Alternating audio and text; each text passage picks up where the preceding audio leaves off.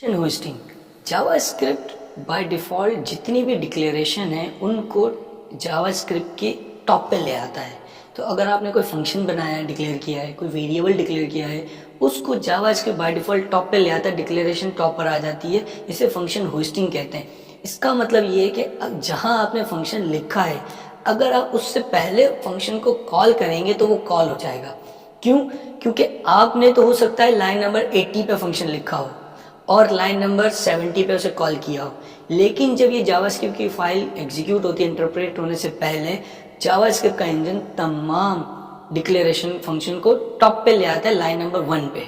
तो आपने line number 80 पे लिखा था, लाइन नंबर 70 पे आप उसको कॉल कर रहे हैं, एक्चुअली जावास्क्रिप्ट ने उसे मूव कर दिया है टॉप पे लाइन नंबर 0 पे, इसलिए लाइन नंबर 70 पर वो आपको अवेलेबल है।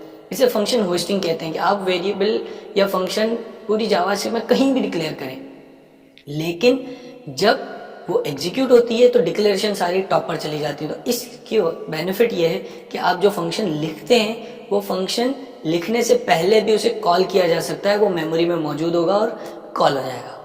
ये आप एग्जांपल देखें, इसमें हमने सम का फंक्शन कॉल किया है और डिक्लेयर इसे बाद में किया है।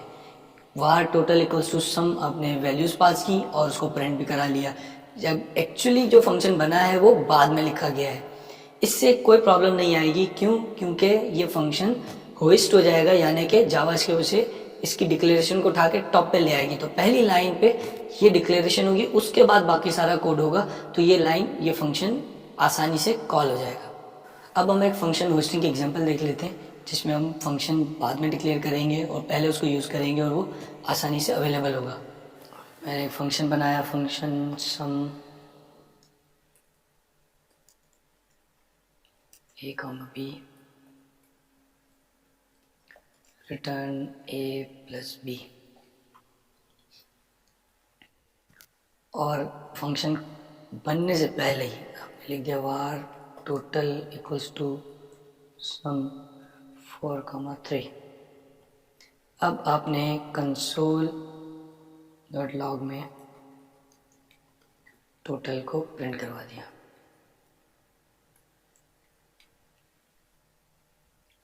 आप कंसोल करवा लें या अलर्ट करा लें, जैसे आपको विजिबल। टोटल 7, कोई एरर नहीं आया। हालांकि फंक्शन बाद में बना है, लेकिन बाय डिफ़ॉल्ट ये फंक्शन मूव हो चुका है टॉप पे, तो इसलिए ये फंक्शन कॉल आसानी से हो सकता है। इसी तरीके से अगर आपने एक वेरिएबल बनाया वार ए इक्वल्स टू 6, अब यहाँ पे एक चेक है, क्या मैंने लिखा कंसोल डॉट लॉग ए, पहले हम इसको हटा देते हैं। इस वक्त पूरी फाइल में कुछ भी नहीं है, एक वेरिएबल कंसोल डॉट लॉग है जो कि एक वेरिएबल को प्रिंट करने की कोशिश कर रहा है। एरर आ गया, ए इज नॉट डिफाइन, ये कह रहा है ए डिफाइन नहीं है, और जाहिर सी बात है हमने बनाया नहीं है। अगर मैं यहां लिख देता हूं वार ए इक्वल्स टू 6,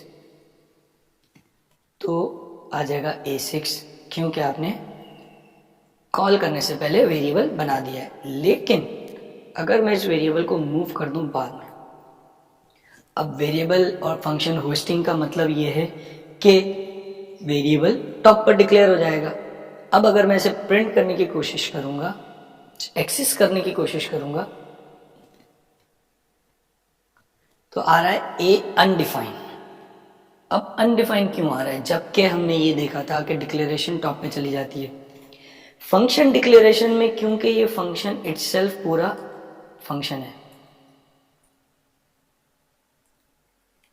तो ये फंक्शन पूरा का पूरा टॉप पे चला जाता है, जबकि वेरिएबल ये इटसेल्फ एक डिक्लेरेशन है। वेरिएबल की डिक्लेरेशन का मतलब ये है कि वार ए, ये डिक्लेरेशन है। Initialization var A equals to 6, ये डिक्लेरेशन और इनिशियलाइजेशन दोनों है। हमने बात की है कि होस्टिंग का मतलब ये कि डिक्लेरेशन टॉप पे चली जाए, तो वार ए टॉप पे चला जाएगा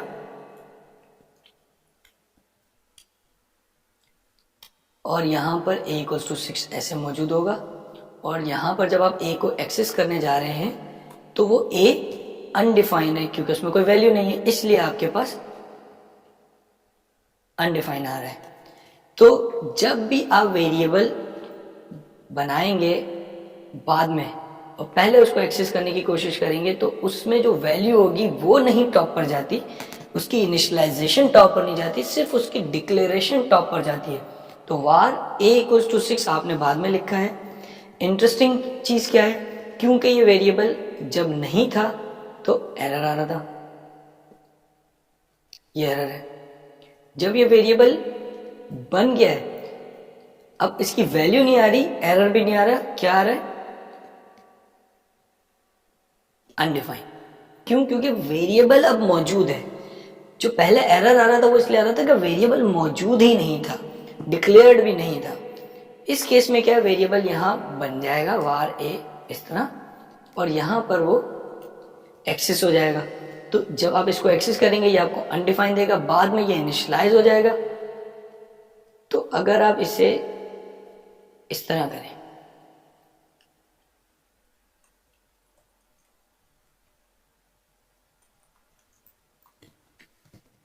तो ये पहले में अनडिफाइंड देगा और बाद में 6 देगा, क्योंकि यहां तक वो सिर्फ डिक्लेयर्ड था, यहां पर आके वो इनिशियलाइज भी हो चुका है, बिफोर अनडिफाइंड और आफ्टर 6।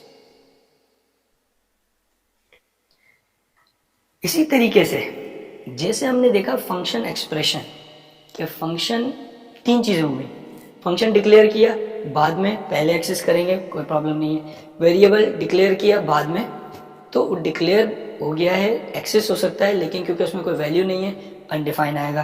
तीसरी चीज है जो फंक्शन एक्सप्रेशन में हमने लिखा था, हमने फंक्शन बनाया वार सम और यहां पे आके लिखा फंक्शन ए कॉमा बी, इसमें हमने रिटर्न किया ए प्लस बी।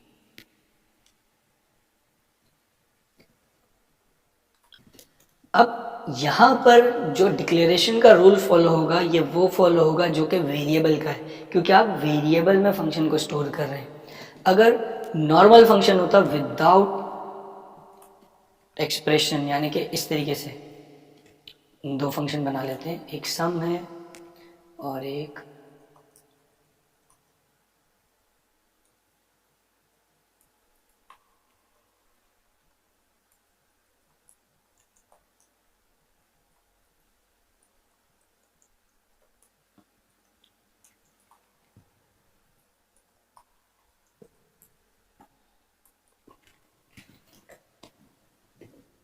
अब ये फंक्शन नॉर्मल फंक्शन डिक्लेरेशन है, ये फंक्शन एक्सप्रेशन है जो कि बनने के बाद एक वेरिएबल में स्टोर होता है।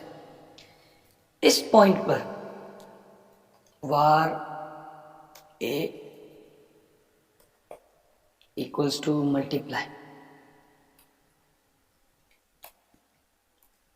3,2, आपने मल्टीप्लाई कॉल किया है। अब जैसा कि हम देख चुके हैं फंक्शन होस्टिंग की वजह से ये फंक्शन टॉप पे चला गया होगा, आप कॉल करेंगे 3,2 मल्टीप्लाई होके एमयूएल के अंदर स्टोर हो जाएगा।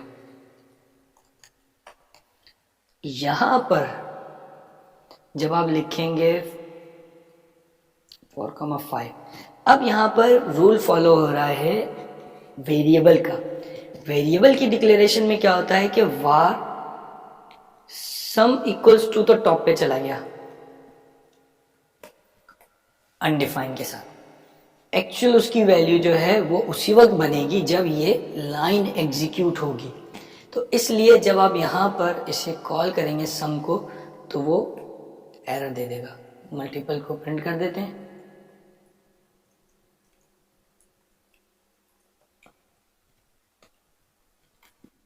और जब ऐड को प्रिंट करने जाएंगे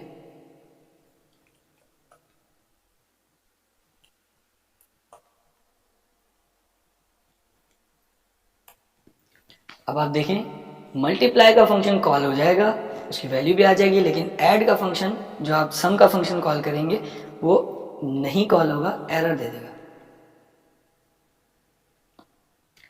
MUL6 और सम इज़ नॉट अ फंक्शन।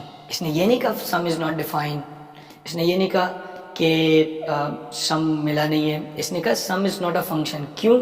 क्योंकि ये वेरिएबल है, जैसा कि 5 यहाँ पर है। अब सम को ऊपर एक्सेस करेंगे तो टॉप पर सम डिक्लेयर हो जाता है अनडिफाइंड के साथ। इसी तरीके से जब आप ये बना रहे हैं तो ये एक वेरिएबल का रूल है, ये सम टॉप पे चला गया है यहाँ पे इस तरीके से। तो यहाँ पर जब आप इसके साथ राउंड ब्रैकेट लगा रहे हैं तो ये कह रहा है ये तो अनडिफाइंड है, इसमें तो कुछ है ही नहीं। अब आप इस पर राउंड ब्रैकेट लगा रहे हैं तो कह रहा है ये फंक्शन नहीं है, आप इसे कॉल नहीं कर सकते। तो अगर आप फंक्शन एक्सप्रेशन यूज़ करेंगे तो ज़रूरी है कि उससे एक्सप्रेशन बनने के बाद ही आप उसे कॉल करें। नॉर्मल फंक्शन बनाएंगे तो वो किसी भी वक्त कॉल हो सकता है। वेरिएबल जो डिक्लेरेशन है, डिक्लेरेशन से पहले अगर आप एक्सेस करेंगे तो अनडिफाइंड मिलेगा, डिक्लेरेशन के बाद एक्सेस करेंगे जहाँ बनाया गया है जिस लाइन पे, उसके बाद उसकी वैल्यू मिल जाएगी।